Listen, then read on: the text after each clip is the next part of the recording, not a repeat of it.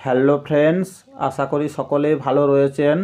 যে সমস্ত ভাই ও বোনেরা 2022 ও 2023 সালের প্রাইমারি টেটে কোয়ালিফাই করেছেন এবং বর্তমানে ইন্টারভিউর জন্য প্রস্তুতি নিচ্ছেন, আপনাদের জন্যই আজকের এই ভিডিওটি।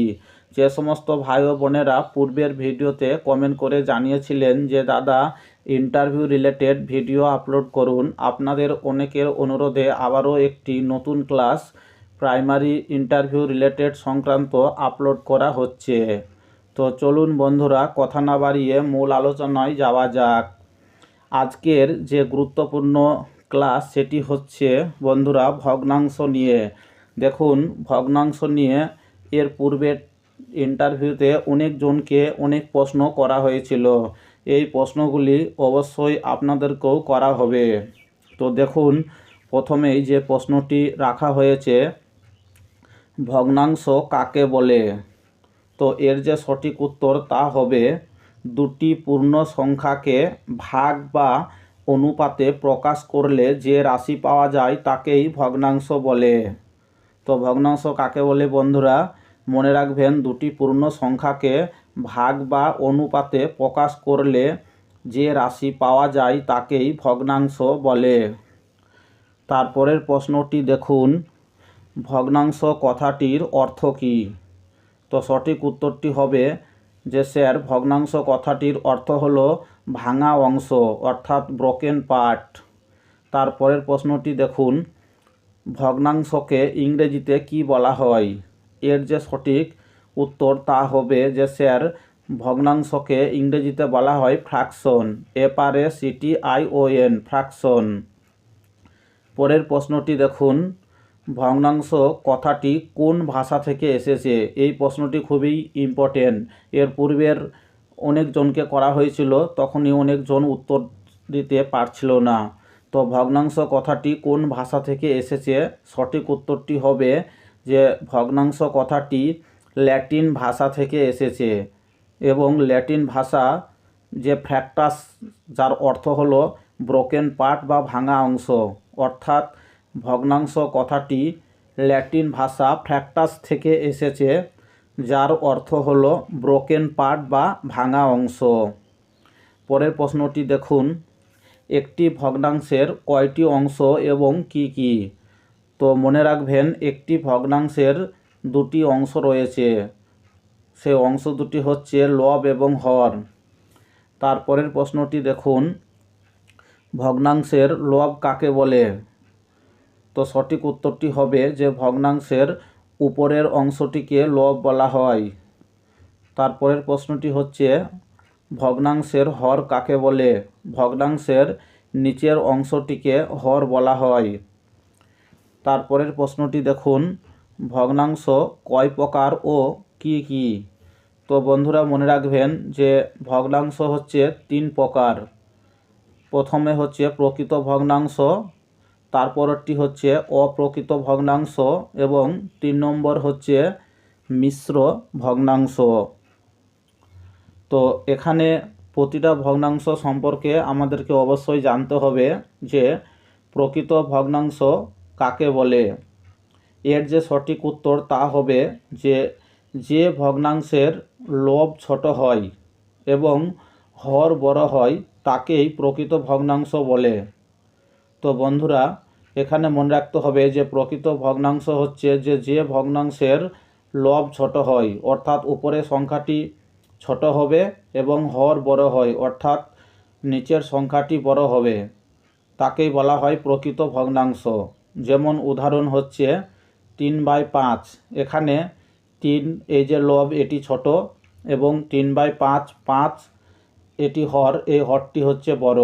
তারপরে আরও দু একটি উদাহরণ হলো 2/7, 5/9, অর্থাৎ এখানে যে তিনটি উদাহরণ দেওয়া হয়েছে 3/5, 2/7 এবং 5/9, এদের প্রত্যেকটি যে লব রয়েছে 3, 2, 5 এগুলি হচ্ছে ছোট এবং এদের নিচের অংশ যে হরগুলি রয়েছে 5, 7, 9 এগুলি হচ্ছে লবের তুলনায় বড়।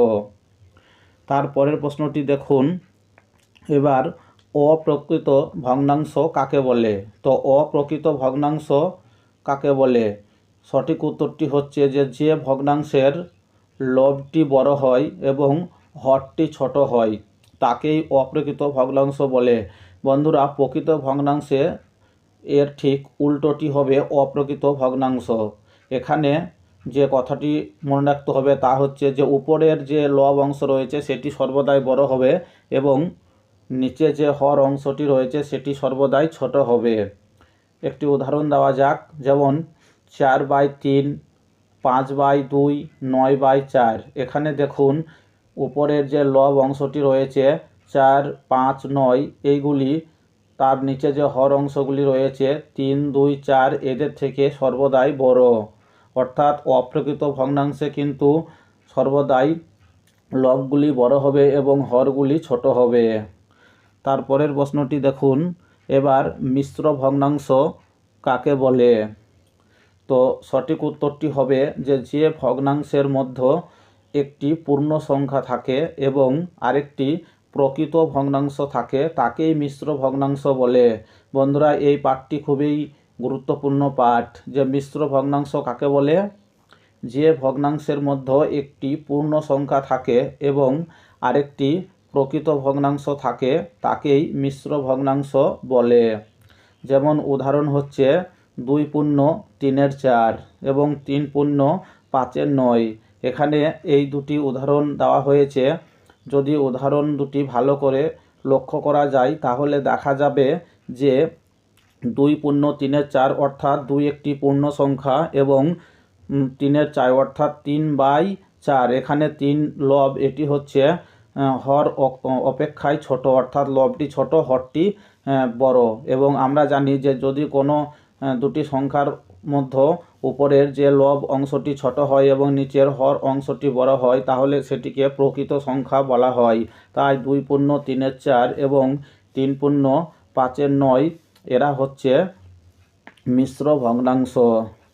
বন্ধুরা, এরপরে আরেকটি গুরুত্বপূর্ণ প্রশ্ন, যে আপনি একটি শিশুকে কিভাবে ভগ্নাংশের ধারণা দিবেন? আপনি একটু বুঝিয়ে বলুন। তো বন্ধুরা, এর যে উত্তর তা হচ্ছে যে স্যার, আমি ক্লাসে ওই শিশুটিকে আগে একটি বাড়ি সম্পর্কে ধারণা দেওয়ার চেষ্টা করব। তাকে আমি প্রথমে বলবো যে তোমাদের বাড়িতে মনে করো 4 জন রয়েছো, তুমি, তোমার ভাই এবং তোমার বাবা ও তোমার মা। এই 4 জনের মধ্যে ধরো তোমার বাবা একটি বড় কেক নিয়ে এসেছে এবং ওই কেকটি তোমরা যেহেতু 4 জন রয়েছো এবং একটি কেক রয়েছে, তাহলে তোমরা ওই কেকটিকে কিভাবে খাবে? তখন অবশ্যই শিশুটি বলার চেষ্টা করবে যে স্যার, ওই কেকটিকে আমরা ভেঙে 4টি ভাগে ভাগ করব। এই যে ভাঙা কথাটি আসলো এখান থেকেই তখন তাকে ভগ্নাংশের ধারণা দেওয়ার চেষ্টা করব এবং বোঝানোর চেষ্টা করব যে যেহেতু দেখো কটি কেক রয়েছে, একটি কেক, এই একটি যে কেক রয়েছে অর্থাৎ 1, এই 1 সংখ্যাটি আমি লব অংশে লিখব এবং নিচের যে হর অংশ সেখানে তাকে বোঝাবো যে তোমরা কজন রয়েছো, অর্থাৎ একটি কেককে কটা ভাগে ভাগ করা হয়েছে। শিশুটি নিশ্চয়ই বলবে যে স্যার 4টি ভাগে। তখন ওই 4টি 1-এর নিচে লিখব, অর্থাৎ 1/4, এখানে 4 ভাগের 1 ভাগ। স্যার, এইভাবে আমি ক্লাসে ভগ্নাংশের যে ধারণা সেটিকে দেওয়ার চেষ্টা করব। তো বন্ধুরা, তারপরের প্রশ্নটি দেখুন, যে স্বাভাবিক সংখ্যা কত থেকে শুরু হয়? তো মনে রাখবেন যে স্বাভাবিক সংখ্যা 1 থেকে শুরু হয়, অর্থাৎ 1, 2, 3 এইভাবে শুরু হয় স্বাভাবিক সংখ্যা। তারপরের প্রশ্নটি হচ্ছে যে অখণ্ড সংখ্যা কত থেকে শুরু হয়? তো মনে রাখবেন বন্ধুরা, এই প্রশ্নটির যে সঠিক উত্তর তা হবে যে স্যার, অখণ্ড সংখ্যা শুরু হয় 0, তারপরে 1, 2 থেকে, অর্থাৎ অখণ্ড সংখ্যা শুরু হয় 0 থেকে।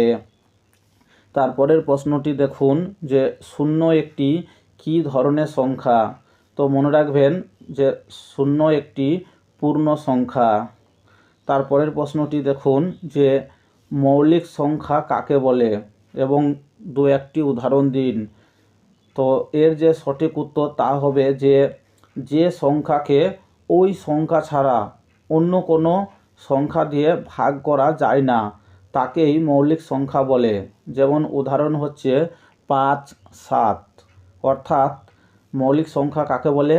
তাহলে যে সংখ্যাকে ওই সংখ্যা ছাড়া অন্য কোনো সংখ্যা দিয়ে ভাগ করা যায় না তাকেই মৌলিক সংখ্যা বলে। যেমন উদাহরণস্বরূপ হচ্ছে 5 আর 7। 5কে কেবলমাত্র 5 দিয়ে ভাগ করা যায়, অর্থাৎ 5 একে 5।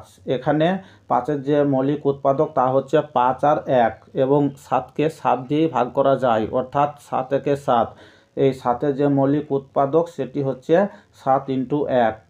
বন্ধুরা, এখানে গুরুত্বপূর্ণ যে কয়েকটি প্রশ্ন আপলোড করা হলো, আপনারা যদি এই ক্লাসটি প্রথম থেকে শেষ পর্যন্ত ভালো করে দেখে যান, দেখুন ভগ্নাংশ সম্পর্কে আপনাকে যে প্রশ্নগুলি করা হবে আশা করি তার যে সঠিক উত্তর অবশ্যই আপনি দিতে পারবেন।